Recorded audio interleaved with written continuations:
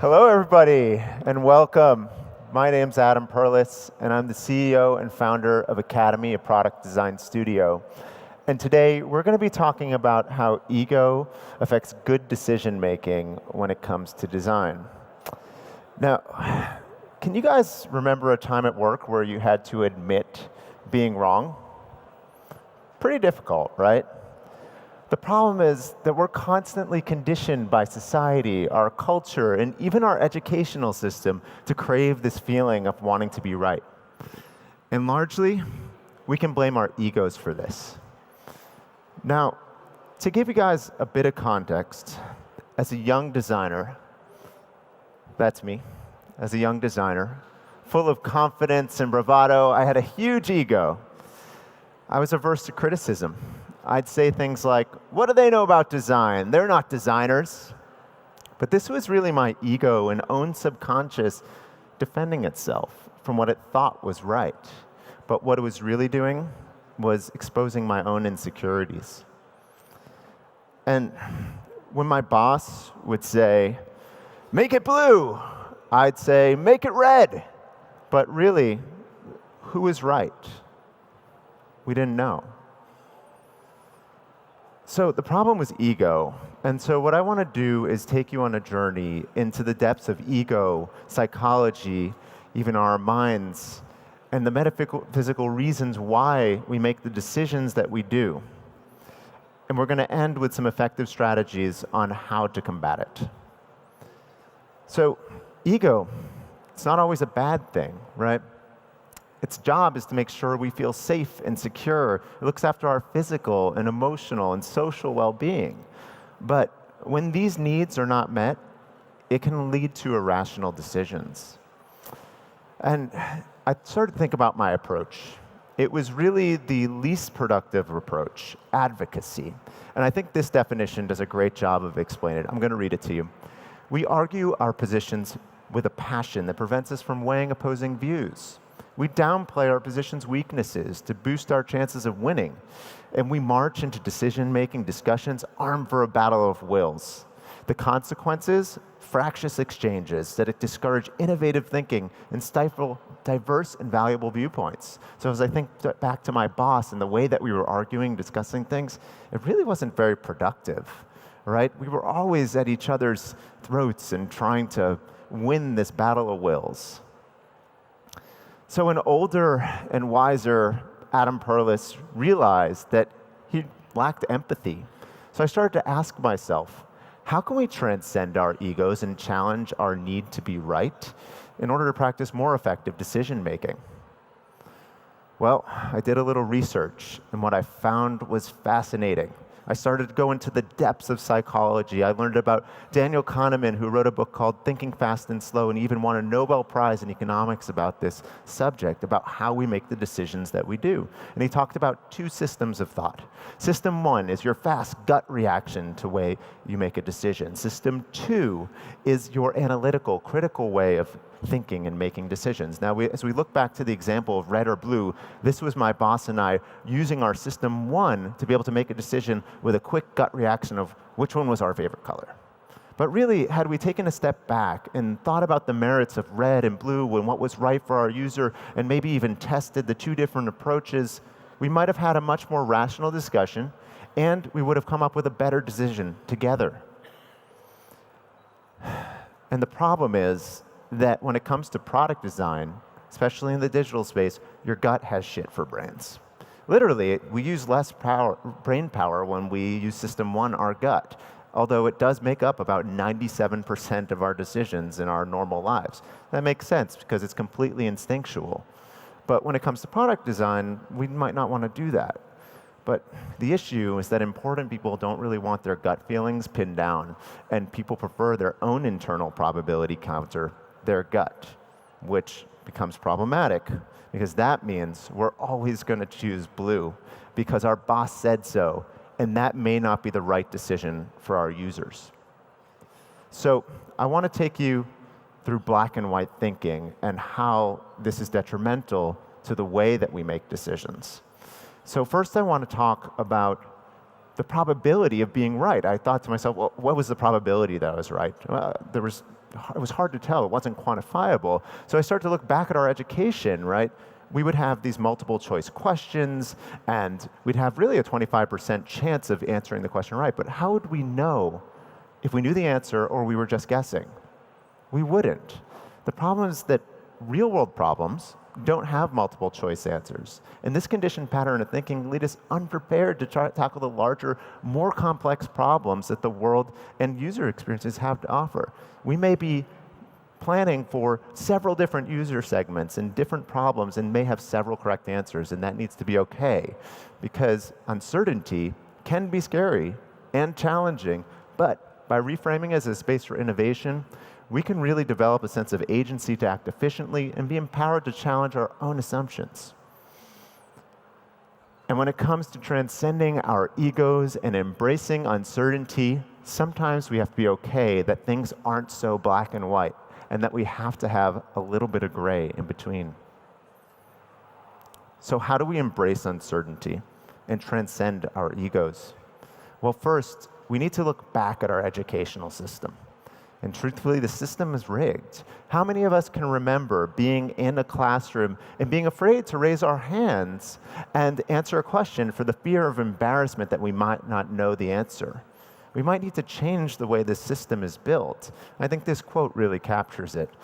Our educational system, it's rooted in the construct of right and wrong. And as students, we learn to avoid best we can the embarrassment of being wrong. And getting the right answer becomes the primary purpose of our education. And our brains, they're also part of the problem. I mean, classical conditioning can help explain how we begin to associate being right as signaling an upcoming reward and even releasing feel-good neurotransmitters such as dopamine. So our brains are part of the problem also. So one of the effective ways that I've learned how to combat this problem is this idea of psychological safety. And I've been practicing it without my knowing it for quite a long time. But as I started to dig deeper and learn more about it, what I found was exactly the approach that I thought could help tackle this problem. I'm going to read you the definition here. It's a shared belief held by members of a team that the team is safe for interpersonal risk-taking. It's a sense of confidence that the team will not embarrass, reject, or punish someone for speaking up. It describes a team climate characterized by interpersonal trust and mutual respect in which people are comfortable being themselves. And I'm not the only one who thinks this is a good idea. According to a study done by Google of over 51,000 employees regarding the success of teams, according to them, psychological safety was the #1 reason for a team's success. Above skill set, expertise, skill level, team dynamics, psychological safety was #1. So what does our ego do to us? Well, first, it hinders our ability to embrace uncertainty. That's because decisions are untested and irrational. It hinders our ability to empathize because decisions are made in a vacuum. It encourages black and white thinking, when in reality, things are a little bit gray. And it makes us afraid to express ideas, which really limits our innovation potential. So now, I want to talk to you a little bit about design thinking. Samantha mentioned this before. Now, design thinking, of course, is nothing new. It's been around for a very long time. But fundamentally, design thinking is a holistic approach to problem solving. It's the belief that our users are at the center of our universe, that data-driven decisions are better than intuitive ones, and that inclusiveness is the key to a democracy. And why that's important and how this can help with the problem of ego in the workplace is that in design thinking, we embrace uncertainty by allowing work to be tested early and often. We empathize by seeing things from the user's perspective first and the business's second. And we include a variety of disciplines and viewpoints in the early creation process so that we can get a diversity of different ideas. Now, 2 years ago, I spoke at 15 Second Festival about this very topic, design sprints. And now I've been practicing it for over 2.5 years in my own company, Academy. And it's not just us that thinks that this is a great idea anymore. This list of companies are just to name a few of the big companies that are using design sprints to effectively practice design thinking in the workplace. Now, just as a little refresher, design sprints are a 6-step methodology to solve and test user experience problems in a really efficient manner. To break down the steps, this is what the design sprint essentially looks like. We start with research and understanding. This is that empathy piece, talking to our users first, talking to internal and external stakeholders. We then sketch and decide, which is largely a democratic process. This brings that diversity of ideas and also that safe space so that everybody has that interpersonal trust.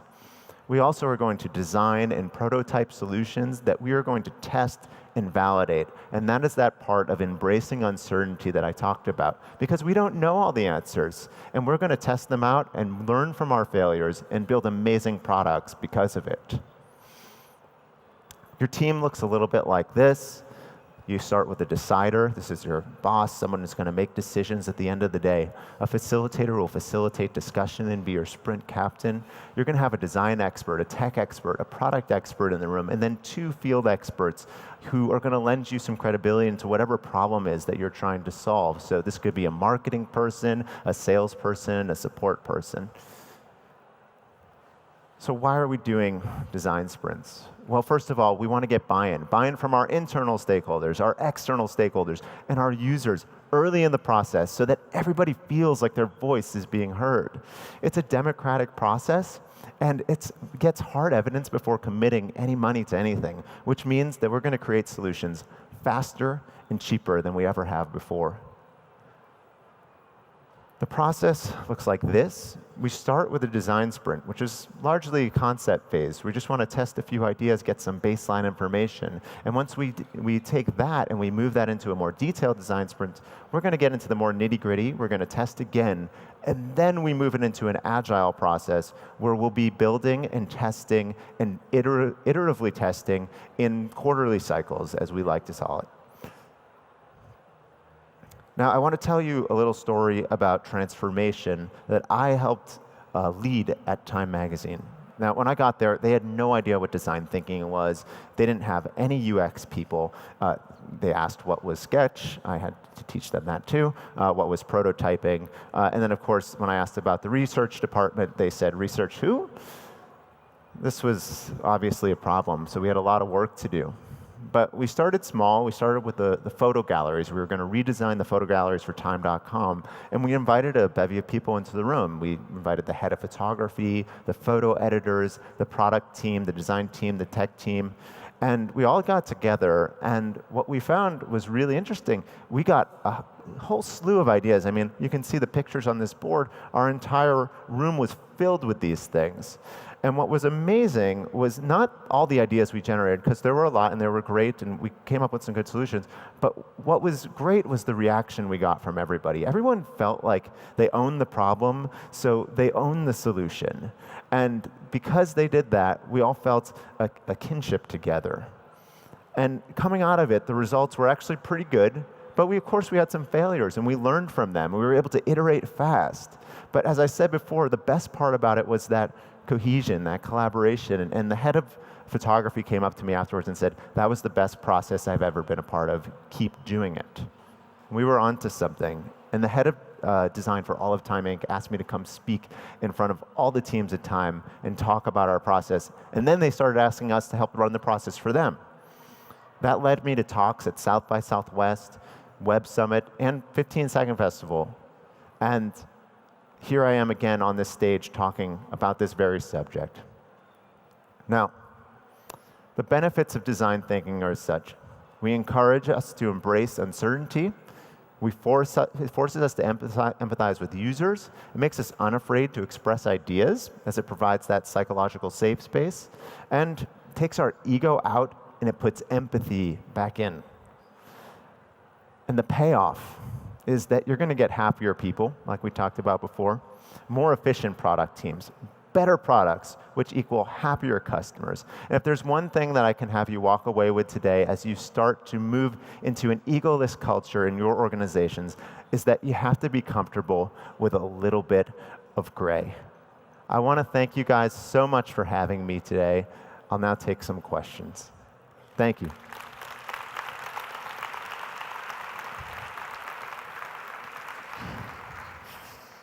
Thank you, Adam. You're welcome. So we are going to open up for questions. We do have some microphones that are running up and down the stage, as well as we have the feedback app. So if you want to put any questions in there, feel free to do so. So you mentioned towards the end, happier people. So how do you make yourself happier? And how do you make your people happier? You know, I think it's just taking that same sort of mindset, never being too set on one singular idea, being open-minded about the ideas, and letting your people do a lot of the work, for you. I think just putting that trust in others allows you to think more clearly, give a lot more mutual respect to the people working with you, and as a result, you collaborate better and come up with better products. And this results in happier people, I think. Yeah. When we were talking, we had a chance to talk about some situations that you've had where, let's say, egos played a role in the leadership that you've been dealing with. What have you learned from that, and how has that influenced the way that you manage your team now? So, I'm sorry, can you repeat the first part of the question? I couldn't hear when it. When we were talking, you originally had talked about ego and how that had impacted you in terms of some of the leaders that you've worked for. Yes. So in those scenarios, what have you learned from it, and how do you apply it to the teams that you're working with now? Yeah, I mean, of course, I think we've all been there, right? We've all had a boss or superior, or even a peer that has had, quite a large ego, and of course, that's always hard to combat. But I think, by again sort of putting your people first, allowing yourself to not get too attached to a particular idea, using some of the techniques that I talked about in the talk, which is being okay with open to testing everything, right? If you don't know the answer, that's okay. Let's test it out and let's see what works, and not being hurt by that result. Yeah. And I think what's great about data is that it's super hard and concrete, and so if we know something's not working, then we're kind of okay with the failure, right? We're like, yeah, maybe we didn't get it right this time. Completely. So we've got a few questions that are coming in. The first one's, I'm a design student, and I often have the problem that if I admit that I'm uncertain and imperfect, they feel like they can demand my work and my time and pay me basically nothing. How do I deal with this? Great question, because I think we all have those situations sometimes. Yeah, so I think that, again, like as I just mentioned, right, imperfection is totally fine, and of course, like, design sometimes is mistaken for what other people call art. I think that of course they sort of coexist and are important for each other, but when it comes to designing a solution to something, right, it is imperfect, and that's totally fine. So if your teachers are demanding that something be perfect, what I would challenge them with is, well, why don't we test the solution? And if my solution's wrong, then of course, let's go with your solution. And we try that and we'll test it. And if it doesn't work, then we're going to come up with another solution. But I don't think any teacher should be striving for absolute perfection. It's unfair until it's been tested. So you talked about taking risks, failure, trying things out. So after one of your first sprints, what are some things that you learned and that you tweaked going forward? Yeah, oh wow. Going back to my first ever sprint, it was back when I was working at AT&T, and I'll never forget it. I invited about 20 people to the room. Huge mistake. Don't invite too many people to the room. Invite the right people to the room, and make sure you clear it with the powers that be, so that you have a representative from each group, but you just don't need everybody. That was mistake number one. I think that also the process took a lot longer than I anticipated. As I tried to emulate the Google Sprint book, which was a 5-day process at the time. It ended up taking about 2 weeks in a more corporate environment. So what I'd say is that design sprints are not a one-size-fits-all. You need to find the right fit for your organization. And now in the agency environment or consulting environment, we've reduced it for 5 days, but that's because we can really control the process and get people to agree to the way that we like to work, because they know that it's effective. So you're talking there about how do you bring in the right people, but you've worked with some really big organizations. Yeah. And when you're working with big organizations, it's really challenging to get them on board sometimes. Yes. So how do you get those organizations on board with design thinking? Yeah, I mean, it's my biggest challenge, 100%. One of the things that I will say is that an organization that is not committed to change, not open to change, cannot be changed, right? So we, Gotcha. frankly, we have trouble working with an organization like that. But an organization that from the top down can be open to change, then we can work with them. And then from the earliest stages, we are selling them in on why there are benefits to design thinking. Okay. And then as we start to work with them, we show them the benefits by doing workshops, by doing design sprints, by taking them literally side by side with us, collaborating as if we're embedded inside their team. It's awesome. And show them the way and show them the value. And I can't tell you how many times a CEO has come up to me and just been like totally wide-eyed and like, I can't believe the answers that we got to this. I'm shocked. We were totally wrong. And like now we have an eye-opening experience of like what our solutions should be. And how could we ever have done things a different way? Incredible. So yeah, the quotes have been amazing from some amazing CEOs that really, they thought they knew all the answers and they didn't, and that's okay. And seeing them open up and be vulnerable and embracing the uncertainty, that's a magic moment. Just shows that when you try something new, sometimes it opens you up to another perspective. Absolutely. So then on the opposite side of that, when you're working with small teams or even yourself, how do you apply the design thinking process? Yeah, so the way we do it is always starting with research and discovery, as we talked about in the previous slide, talking about the design sprint process. We then sort of map out a product roadmap and a strategy, really aligning with the problem framing that we've looked at, trying to see what are the major issues that we want to tackle first. We then set up different sprints for different things if necessary, if there's like a lot of problems to solve. And then once we've gone through each sprint, we then decide to either move that into more detailed design or maybe even go back to the drawing board if we've sort of missed the mark. Once all of that's complete, we're going to eventually move that over into agile development. We'll be collaborating side by side with the developers, helping communicate the design vision, using tools like Zeppelin or Envision to help that, smooth the transition and see it all the way through launch and hopefully testing again once we've launched. So there's a question from the audience that I have to say really resonates with me. Sure. And it's around how can we recognize or draw the line between when it's our opinion and we're standing up for our opinion versus when we're letting our ego take over?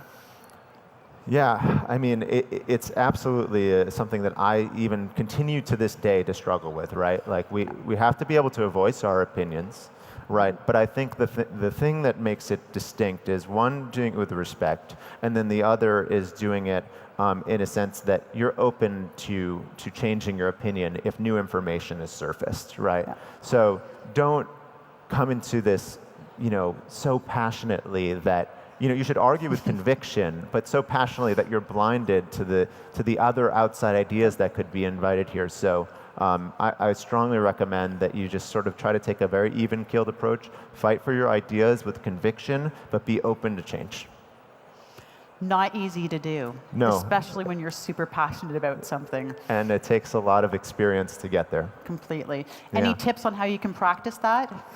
I think pretty much covered it in most of the presentation, but like I said, it's sort of always trying to take that approach, and trying to self-check. I think that's one of the best things to do is look introspectively, think about yourself and how others might be seeing you in that particular moment. And even if you get it wrong in that moment, and maybe you overreact or do something that may offend somebody, try to go back and talk to that person one-on-one and let them know that it was your bad. And I think that right there just shows your ability to really solve problems collaboratively. Completely. And people really respect that. Completely.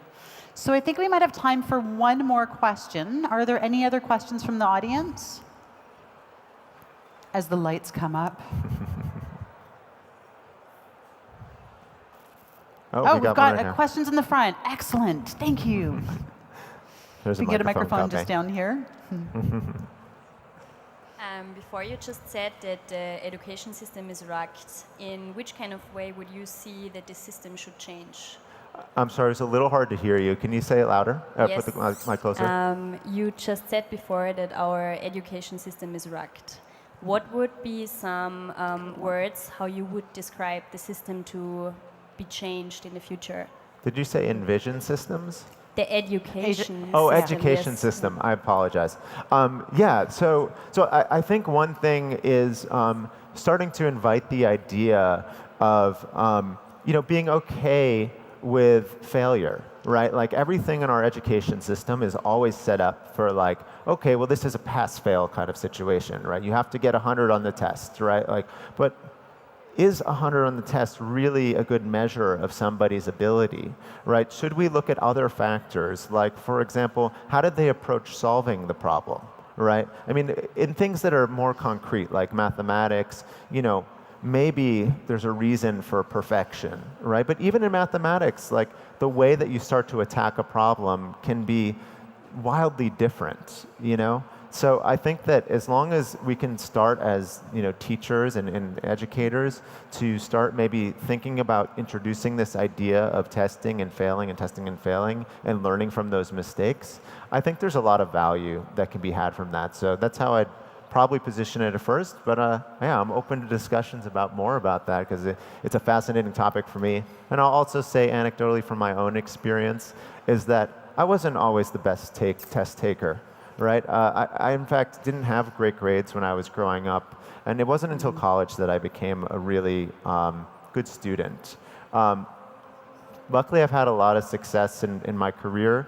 And I don't think that if you looked at my test scores from grade school, you would be able to measure whether I was a great student or be successful in my career. Right? So are we doing things the right way? Are we measuring things the best way? I don't know. I think maybe there's an opportunity to look into some different answers to that question. Maybe we need to supply some design thinking. Maybe. But as you mentioned, there's lots of time to talk about this. So if you want to grab Adam afterwards, he'll definitely be around. And also don't forget to download the FS Match app because it's a great way to make connections as well. One thing, if you guys wouldn't mind flashing the last screen on my slide deck, I have my contact information on there. If anybody wants to get in touch with me, please do. It's adam.perlis@academyux.com or at Adam Perlis on Twitter. Please LinkedIn me if you'd like. And if you have any questions, I'll be on the side of the stage, happy to answer them for you.